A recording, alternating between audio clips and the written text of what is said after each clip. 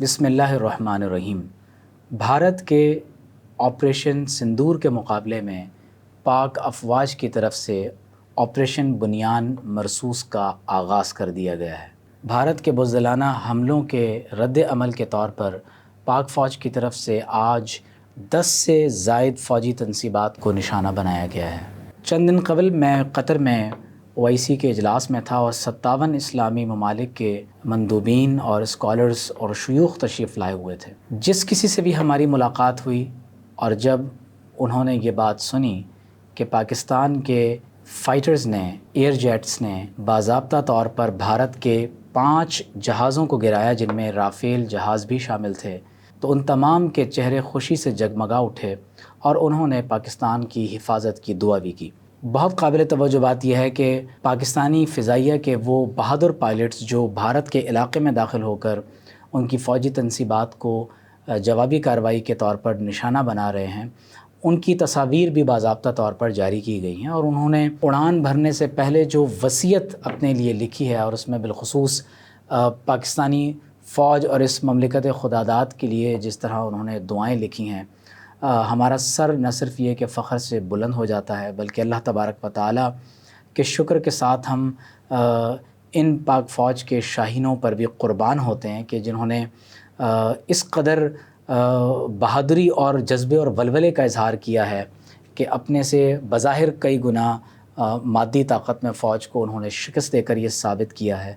کہ اللہ تبارک و تعالیٰ کی مدد و نصرت ان کے ساتھ ہے۔ افغانستان، عراق، کشمیر، یمن، فلسطین، سیریا اور اس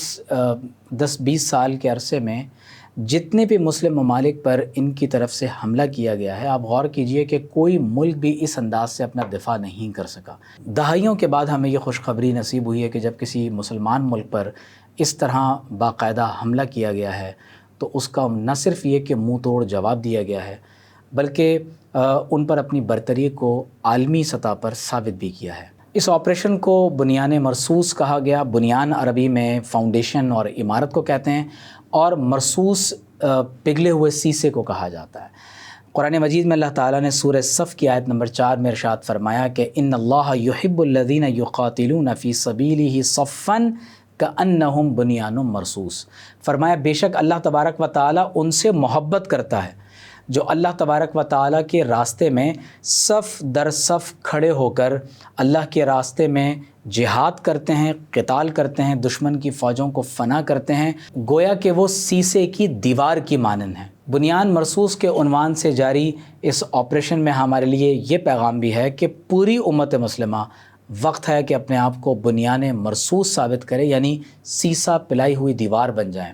اور بالخصوص اہل پاکستان کو چاہیے کہ اپنے تمام تر فرقہ وارانہ، اپنے تمام تر لسانی، قومی اور رنگ کے اختلافات کو مٹا کر، تمام سیاسی اختلافات کو بھلا کر سب ایک ہو جائیں اور پاک فوج کے شانہ بشانہ کھڑے ہو کر پاکستان اور اس مملکت خداداد کا دفاع کریں۔ میں تمام اہل پاکستان، چاہے وہ دنیا کے کسی بھی خطے میں آباد ہوں، یہ گزارش کرنا چاہوں گا کہ اللہ تبارک و تعالیٰ نے ہمیں یہ حکم دیا ہے کہ جب ایمان والوں کا مقابلہ دشمنان اسلام سے ہو تو ہم اللہ تبارک و تعالیٰ کا ذکر کثیر کریں اور پروردگار عالم کی بارگاہ میں دعا کریں۔ قرآن مجید میں اللہ تعالیٰ فرماتا ہے یا ایھا الذین آمنوا، اے ایمان والو، اذا لقیتم فئۃ، اے ایمان والو جب تمہارا سامنا کسی لشکر جرار سے ہو، فثبتوا، تو ثابت قدم رہنا، واذکروا اللہ کثیرا، اور اللہ تبارک و تعالیٰ کا ذکر کثیر کرتے رہنا، لعلکم تفلحون،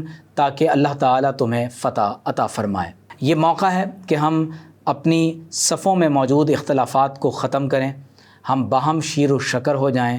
اور اللہ تبارک و تعالیٰ کے نام پر اپنے کامن اینیمی کے خلاف ہم ایک جان بن جائیں، بنیان مرصوص بن جائیں اور اللہ تبارک و تعالیٰ کا ذکر کثیر کرتے رہیں۔ آپ غور کیجئے کہ سورہ انفال میں اللہ تبارک و تعالیٰ نے غزوہ بدر کے بارے میں یہ بات ارشاد فرمائی، اذ تستغیثون ربکم فاستجاب لکم، یاد کرو کہ جب تم اپنے رب سے مدد طلب کر رہے تھے اللہ تبارک و تعالیٰ نے تمہاری دعا کو قبول فرمایا۔ میں یہ گزارش کروں گا کہ 5 وقت نمازوں کا خصوصی طور پر اہتمام کیا جائے۔ نماز تہجد اور نماز فجر میں پاک فوج کی کامیابی اور مسلم افواج وہ دنیا میں جس خطے میں بھی اس وقت جہاد میں برسر پیکار ہیں ان کے لیے دعا کی جائے اور اللہ تبارک و تعالیٰ کا ذکر کثیر کیا جائے۔ دعا مومن کا ہتھیار ہے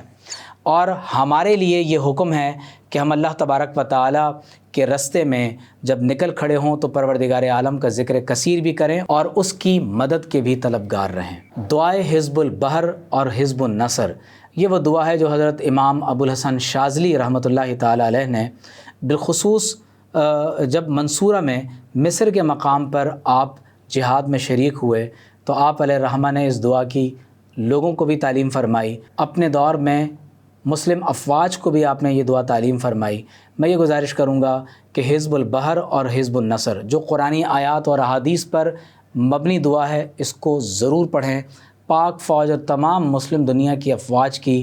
فتوحات کے لیے، کامیابی کے لیے دعا کیجیے اور اسرائیل اور بھارتی فوجوں کی شکست اور ناکامی کے لیے دعا کیجیے اور ان کے لیے دعائیں ضرور کریں۔ اللہ تعالیٰ قرآن مجید میں فرماتا ہے لَتَجِدَنَّ أَشَدَّ النَّاسِ عَدَاوَةً لِلَّذِينَ آمَنُوا الْيَهُودَ وَالَّذِينَ أَشْرَكُوا، فرمایا کہ تم ضرور بے ضرور مسلمانوں کا بدترین دشمن اگر کسی کو پاؤ گے تو فرمایا وہ یہود ہیں اور مشرکین ہیں۔ آج اسرائیل اور بھارت کا گٹھ جوڑ یہ بات ثابت کرتا ہے کہ قرآن مجید کا یہ فرمان الحق ہے۔ کوشش یہ کی جا رہی ہے کہ غزہ اور بیت المقدس سے مسلمانوں کی توجہ کو ہٹا دیا جائے۔ پاکستان جو گریٹر اسرائیل اور اکھنڈ بھارت کے راستے میں سب سے بڑی رکاوٹ ہے، اس رکاوٹ کو دور کر دیا جائے، لیکن اللہ تبارک و تعالیٰ نے بحمدہ تعالیٰ ہماری پاک فوج کو یہ ہمت، جرت اور طاقت عطا فرمائی ہے کہ وہ دشمن کو بھرپور طور پر جواب دے رہے ہیں اور پوری دنیا میں اس وقت پاک فوج کا ڈنکا بج رہا ہے۔ اور یاد کیجئے وہ وقت کہ جب حضرت سعد رضی اللہ تعالیٰ عنہ نے غزوہ احد میں 1000 تیر حضور علیہ الصلوۃ والسلام کے دفاع میں چلائے تھے تو آپ علیہ الصلوۃ والسلام نے فرمایا تھا فدا کا ابی و امی یا سعد، اے سعد میرے ماں باپ تم پر فدا ہو جائیں۔ جب آپ صلی اللہ علیہ وسلم دشمن کی طرف کنکریاں پھینک رہے ہیں تو اللہ تعالیٰ فرماتا ہے وما رمیتا اذ رمیتا ولکن اللہ رما، کہ یا رسول اللہ صلی اللہ علیہ وسلم جب دشمن کی طرف یہ کنکریاں آپ نے پھینکی ہیں تو یہ آپ نے نہیں پھینکی بلکہ یہ کنکریاں اللہ تبارک و تعالیٰ نے پھینکی ہیں۔ اور اللہ تعالیٰ نے اصحاب ایمان کے بارے میں فرمایا، اور اسی آیت مبارکہ کے ابتدائی حصے میں اللہ تبارک و تعالیٰ ایمان والوں کے لیے ارشاد فرماتا ہے فَلَمْ تَقْتُلُوهُمْ وَلَكِنَّ اللَّهَ قَتَلَهُمْ، فرمایا کہ ان کفار کو ایمان والوں نے قتل نہیں کیا بلکہ انہیں اللہ نے قتل کیا ہے۔ بحیثیت ایک مسلمان اور بحیثیت پاکستانی ہم مجموعی طور پر ہندوازم یا ہندو مت کے خلاف اس اعتبار سے نہیں ہیں کہ ہم ہندوؤں سے نفرت کرتے ہیں، ہم انہیں انسان نہیں سمجھتے یا ہم اقلیتوں کو فنا کرنا چاہتے ہیں، بلکہ ہمارا مقابلہ ان لوگوں کے ساتھ ہے جو شدت پسندانہ سوچ کے ساتھ اپنے ماں سوا ہر ایک کو فنا کر دینا چاہتے ہیں، چاہے وہ سکھ ہوں، وہ مسیحی افراد ہوں یا اہل اسلام ہوں۔ اللہ تبارک و تعالیٰ پاکستان کی مدد و نصرت فرمائے، پاک فوج کو اللہ تبارک و تعالیٰ ہمت، حکمت اور دانائی عطا فرمائے۔ پوری قوم پاکستانی فوج سے بہت محبت کرتی ہے اور یقینی طور پر ہمارا مورال بلند ہوا ہے، اللہ تعالیٰ نے ہماری صفوں کو ری یونائٹ کیا ہے۔ ہمیں بنیان مرصوص بننے کی ضرورت ہے۔ ہمارے نبی صلی اللہ علیہ وسلم کی بشارت ہے کہ غزوہ ہند ہوگا، سندھ اور ہند فتح ہوگا، اور حضرت ابو ہریرہ رضی اللہ تعالیٰ عنہ خود ارشاد فرماتے ہیں کہ اگر مجھے موقع ملا تو میں اپنی مال اور اپنا جان سب کچھ صرف کرتے ہوئے اس غزوہ ہند میں ضرور بے ضرور شامل ہوں گا، اور اگر میں شہید ہوا تو میں افضل الشہداء میں سے ہوں گا، اور اگر میں زندہ واپس ہوا تو میں وہ ابو ہریرہ ہوں گا جسے اللہ تبارک و تعالیٰ جہنم سے آزادی عطا فرمائے گا۔ پروردگار عالم ہم سب کو پاکستان اور اسلام کے لیے ایک ہونے کی توفیق عطا فرمائے۔ آپ تمام احباب اپنے گھروں میں دعائے حزب البحر اور حزب النصر کا ورد کرتے رہیں، اللہ تعالیٰ کا ذکر کثیر کریں اور اللہ تعالیٰ کی مدد و نصرت کے لیے دعا کرتے رہیں۔ کچھ دیر قبل ہی امریکہ کے صدر ڈونلڈ ٹرمپ کی طرف سے اعلان کیا گیا ہے کہ پاکستان اور بھارت دونوں کی طرف سے سیز فائر پر اتفاق کر لیا گیا ہے۔ اس سے یہ بات بہت واضح طور پر معلوم ہو گئی ہے کہ الحمدللہ پاکستانی فوج نے بھارت پر بہت بھرپور طور پر اپنی دھاک بٹھائی ہے،